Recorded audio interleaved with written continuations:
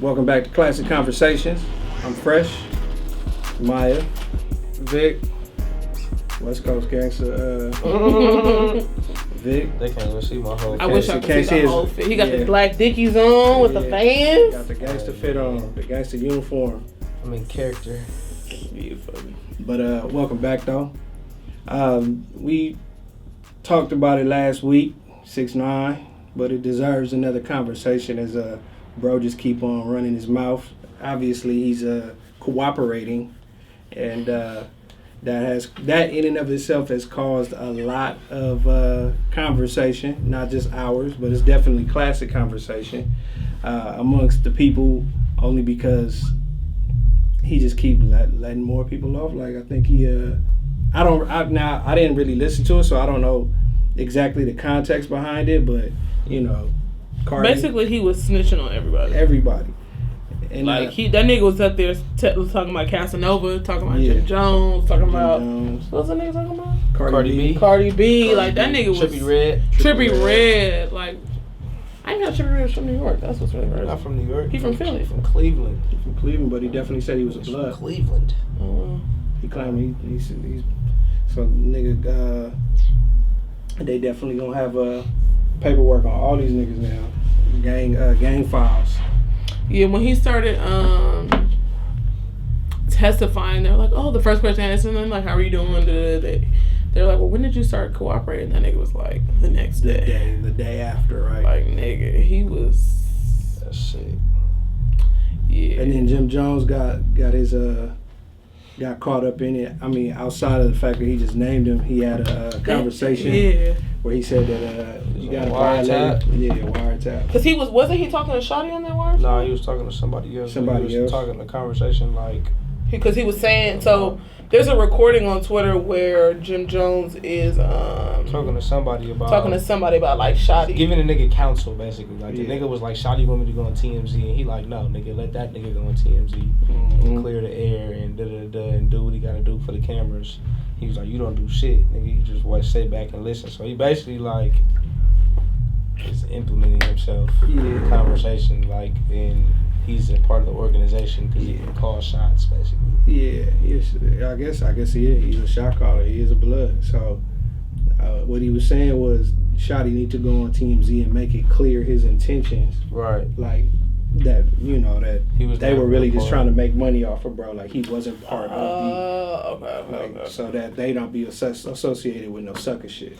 But they already too late. Investigated from this nigga 6ix9ine was telling everything. He was telling what kind of sandwiches niggas was eating. This nigga said that Shotty got out the car. This shit sound like a movie I'm reading. This nigga got out the car, put his fucking hand on his knee, got on one knee and started shot 5 times during the middle of some street in fucking Brooklyn. 5 shots into the fucking Sprinter.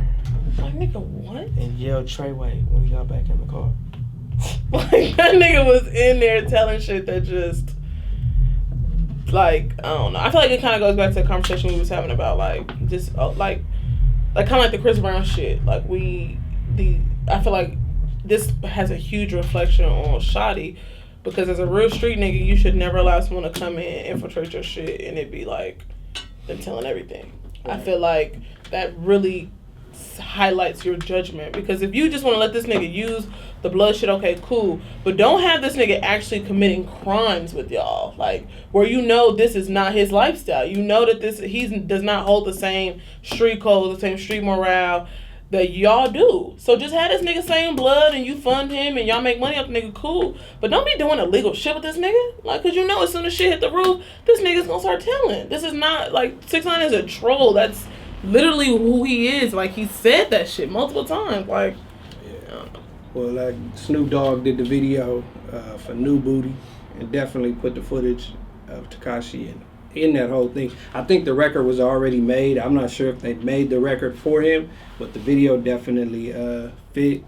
And so he's pretty much made it just specifically about him. Obviously, Rich Niggas on Rick Ross record with Nipsey. Nipsey called him out specifically on there. So hip hop is definitely taking notice. Tekashi told. Yep. And then there was a... No, Ross was talking about it, not Nip. No, Nip said it. But Ross was talking about him too on another song where he like. You ain't listen to the album for real though. You say No. It's not. Hold on. Is it? That's what's free. I'm tripping. That's what was free when he talking about what Jay and Meek and Ross is talking about Tekashi. Yeah, Ross said something. Yeah, what he say? He come at the nigga a lot though, for real. And I don't understand, cause but then in What's Free he said something like he loaned 6ix9ine some money or something like that. Who? Ross said that. Something to I don't think he would loan that nigga no money. Something about I can't remember. But. Yeah, and then Mob James and Reggie Wright. They do got a podcast. They got a podcast. The nigga said Snoop snitching? They said that. They said basically Snoop told back in the day, like when they were signing over Snoop to No Limit. Yeah, that he said fuck Suge. And Reggie Wright said he looked at Trayvon. Trayvon is the one who, lost the chain. Tupac, right? He said he looked at Trayvon and basically what that looked like, somebody better take off on him. Trayvon supposedly swung on him, hit him, and then him and Daz ran out and ran to the police. And because they ran into the police station with weed on them, they called like a minor case. And I guess to circumvent that case, they basically told like, I know who killed Tupac, and then put Suge's name in it. And so they saying that he snitched in that accord. It's not a great look for him, but then it's definitely a bit of a stretch on their part. If they don't provide no paperwork, ain't nobody gonna believe. Well, I mean, they did. They provided the paperwork because what happened was they forwarded over to the LAPD robbery homicide, and he has that paperwork that says Mr. Brodus told us that X, Y, and Z. So they didn't give him a snitch jacket, but they definitely sent a memo over to the LAPD, and he provided that memo on bond first. Wait, who sent the memo? Whoever the police were, that whatever division that they went to, I think he said it was sheriffs, sent it over to LAPD. So there's like a memo that says Calvin Brodus sat down with us and said that he knows who killed. It was Suge Knight, and they sent that to LAPD, and he has that paperwork. But it's like not like Snoop saying that on paper and signing it though. Nah. They just said it's so the police can do that on their own though, huh? Yeah. Yeah. But then he also brought up Mob James also brought up all the other niggas who claim hoods, Chris Brown really? Yeah, he made it a blanket statement when he was talking about Tekashi. He kind of included all the he said he named the niggas. Oh, he named them.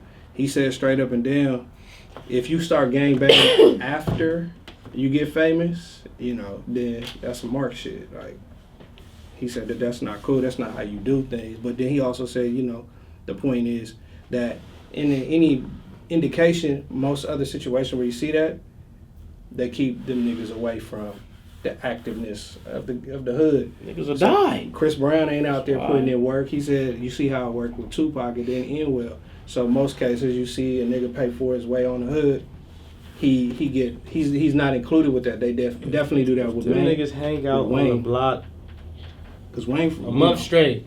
You're gonna get shot one way or another. Oh yeah. Well, like I said in one of the other podcasts, Black Jesus, aka Timmy Rue, who's I believe Mob James' brother, or they're from the same hood. Buntree, Mob James, Timmy Rue, I believe. But Mob James had a video where he said that they term keep Lil Wayne away from them. What you mean? Like Lil Wayne claimed Mob Rue, right? So they be trying to get a meeting, connect with Lil Wayne, and they said that term keep them away from and they're like, well, you don't speak for the rest of us, but in that sense, they definitely keep Chris Brown away from the bullshit. I guess to the same effect, Soulja Boy and whoever else claim hoods, but they definitely pulled it out. Soulja pulled up in the hood. But then whoever it was, the decision made by Shotty, I guess, did not separate this dude who's obviously not a street dude. Right. And just to be clear, I'm cool with nigga. Like I'm not cool with it, but I understand why a nigga would start doing if 6ix9ine was just started claiming blood after the fact, and Shotty was like, well, nigga, fuck it, you gonna use us, let's make bread off of you. I'm A-okay with that. I just don't understand And I'm not a gangbanger. I'm not a part of that street life at all. I just don't understand why you would include someone who does not have the same level of street code into illegal activity. Because as soon as some shit pop off, this nigga singing like a canary. Like, he in here telling when niggas ordered from the fucking deli. Right. Like, what the fuck are you doing? Because them niggas have been operating under certain pretenses for so long, because New York is such a busy city. And it's like, but them niggas, I don't think they really realized what platform they was on so fast. Like, them niggas went from 6ix9ine did blow to up. something fast. Like, the nigga had 3 back-to-back crazy-ass videos, and the world went crazy over him. And all the shit talking in the internet and DJ Academics adding to it. And so it's like, the nigga had a extreme amount of exposure, and that led to... Shit, that nigga was, what do they say? Like, the fame is a drug. Like, that nigga Clout, was going to... For sure. Right. Like, that nigga really could have been faking it the whole time. Nobody would have... He could have just kept his rodeo. That's what I'm saying. I'm sure he would have been cool not being included in that shit. Like, you feel what I'm saying? That nigga, but this nigga... You think so? You think that he was... I think that nigga wanted to do Wanted to be a part of it, or you think he wanted to... Because I think I agree. I think he did, wanted to. yeah, but I think as... Like, so he can be accepted, because the niggas probably looked at that nigga like he was a bitch. Did you see that released the video of the nigga getting I don't know where you saw this. I seen it on YouTube. No, I didn't see that shit. It was dark, but it was like on a dash cam though. Like, the nigga had a dash cam in there, and then they snatched the nigga out of this little black car, this little black SUV. I typed in 6ix9ine first, he come up snitching in court footage. Damn. They got footage of the nigga talking? That's what I've been seeing. They got audio. They got audio? I know they got audio. No, but there's a video of DJ this nigga right here. Damn. Oh, yeah, I heard the audio. Yeah, I heard the audio. So, that's sick. Yeah, it's just, I don't know. Shawty, I don't really... You was telling me yesterday that if he wouldn't have accepted that 15 years, he would have got 3 consecutive life sentences. Well, shit, do your 15 unless you come out. And Fed time, he'll probably do like 12, 13. No, nigga, Fed time, you're doing like... 80? 90. No, Feds is like 80%, so he'll do like 13, 14. Definitely not New York either. Hell no. That doesn't matter. Federal is federal, though. It don't matter what state. I think, don't you do more in federal? Yeah, you do like 80%. You gotta do 80% of your time. That nigga, I mean, regardless, 15 years is a lot better than life or 3 life sentences with no fucking chance of parole and all that shit. If the nigga 35, he gonna get out when he 50. Yeah, you gonna have some little cheese. Right. See, that's my thing too. Like, I was thinking about that. So all this shit going on with 6ix9ine, who is getting? Because niggas are still streaming his music. The record label was making bread. Yep. Big bread. So is he getting up because he's in jail? Bread too though. Yeah, like, do they still get a cut of that? Yeah. Possibly 85%. You're right. It was 85%. 85%. Yeah, federal parole for federal. Yeah. I mean, shit. The labels definitely making their money off top. I don't know if the feds, like under a RICO case, the feds would have collapsed all that shit, froze his accounts. You know what I'm saying? Freeze the nigga account though, because the niggas are re-out the bread to put up. So then he still obviously. And he didn't have that much money, because remember when he got arrested, he said something like he only had like $3 million in his account, which is insane. Because on the Breakfast Club, didn't he say he had like $1 million and some change in his account? But he said he was willing to put up all $3 million of his money. Okay. Well, I mean, and they dropped the nigga album the day he got arrested, before niggas knew he was snitching. Well, it was still coming out regardless of him getting arrested. That was his schedule. Yeah, that was the day when he got arrested, but they put that shit out. They knew it was like, you gotta collect this bread right now. But he knew he was coming to get arrested. That's why he went on the Breakfast Club and did that interview. Yeah. That's why he went and said, I no longer have no management. I don't fuck with nobody, nigga. If I have a booking through you, you need to contact me directly. Like, he knew that shit was coming. He knew. But my whole thing, I understand how niggas didn't see that coming, and me being a regular citizen was like, okay. Everybody should have coming. But like you said, I think everybody but them. When shit going so fast and y'all making so much money. But see, that's crazy. How does that nigga only have $3 million? Like, you did all of that, you only got $3 million? Yeah, that's kind of a lot to really only be popping for a year. Yeah. It's a lot of money. And you know what? He couldn't do a lot of shows too, though. Most rappers don't gross $1 million in 1 year. And the thing is, 6ix9ine was so like toxic. They didn't want that nigga. He couldn't do shows. Like, it was hard to book him for shows. Overseas making dough. He was dough overseas. The niggas don't give a fuck about none of that shit overseas. Cause he got banned from a lot, like he got banned from Barclays. He got banned from a lot of shit. Yeah, all that bullshit is not good for business. Yeah. But That's what they say. Promoters scared the bookie, make it bad for business. Yeah. Bingo. That's never good. Well, I mean, we'll see what else comes up. He's done testifying though, but they said when does he go to trial? Yeah. Because he may be. They were saying he may get out next year. At the end of this year, early next year, the latest. Well, they're gonna give him time served, and Time served. Plus, it's some letter they were saying that he can. I guess because he's being an informant, that goes to the judge. And the judge can like grant him time served, and he can be released by the end of the year. My whole thing is, okay, this nigga get released. What the fuck is he gonna do? Because this is not the Sammy Gravano nigga from the mob where you can reconstruct his face. Troy Ave was there, nigga, and Troy Ave and form a duo. Snitch link up. Yeah, snitch guy. But they said Troy Ave said he was there with somebody else. But still, snitch guy album called Ratatouille. Yeah, that's hilarious. That's funny. But yeah, what the fuck are they gonna do with this nigga with 6ix9ine tatted all on his face, all on his hands? Like, what are y'all gonna do with this nigga? That's crazy. He can't be like, come on now. They could put the nigga in Idaho or Wisconsin, but like, what the fuck is he gonna like? Come on now. What do y'all? But see, my whole thing is, I feel like at this point, why even put the nigga in witness protection? Nobody's gonna kill him or even fuck with that nigga. There's some niggas that don't give a fuck about him. Yeah. If you in there for life, fuck about life. You got paperwork. There's some niggas on the street that don't give a fuck. It's some niggas on the street. I feel like it's no purpose in putting him in witness protection. I feel like it's literally no purpose. I mean, it's just the principle. It's not so much him. There's some niggas in there. The principle is how you have a snitch in your jail and general population, and you don't do nothing. Like, it's a part of their rep as opposed to his. But see, he's not in an open jail. He's in the part of the feds where all the informants are. Yeah. So no one's gonna attack him. That's why he needs to stay here. But once he gets out, if he gets out the end of this year and he goes to witness protection, what the fuck are they gonna do with a nigga who has 6ix9ine tatted right here, all shit right here? No, nigga, he still got 6ix9ine on his face. That's a big ass rose. Makeup. Big ass rose on his head. He gonna put makeup on every day of his life? This nigga's gonna live in Idaho on a farm and just be up with bread. But see, I don't see that even being something that he wants.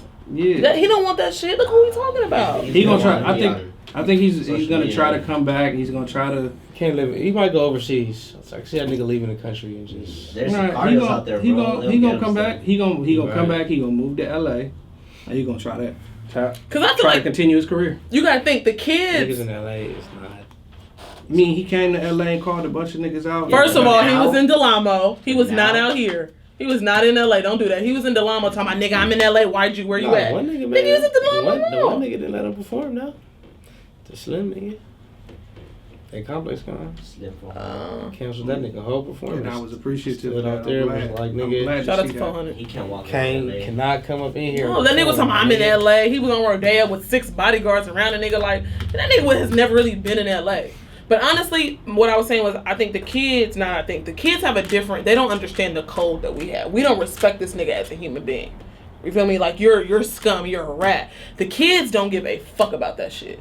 This nigga can still make music and put it out. He may not be as big, but that nigga is still going to get money. And that's why I say he's definitely going to come back and try to resume. He can't go back. What I hear, he can't go back to New York. So he got to go somewhere else, and that's LA. Oh, it's like living life like that, it'll drive you fucking crazy. Right. Like, damn. What? He can't go back to New York, that's for sure. Yeah, he can't go to Miami. Yeah, he could go to Miami. It's really Miami, Atlanta, or LA. Them niggas in LA gonna get that nigga. Haitians gonna be on that nigga. But it's another edition of Classic Conversations. I'm about to say Hustle Friday. Another edition of Classic Conversations. We'll be back with you in a moment.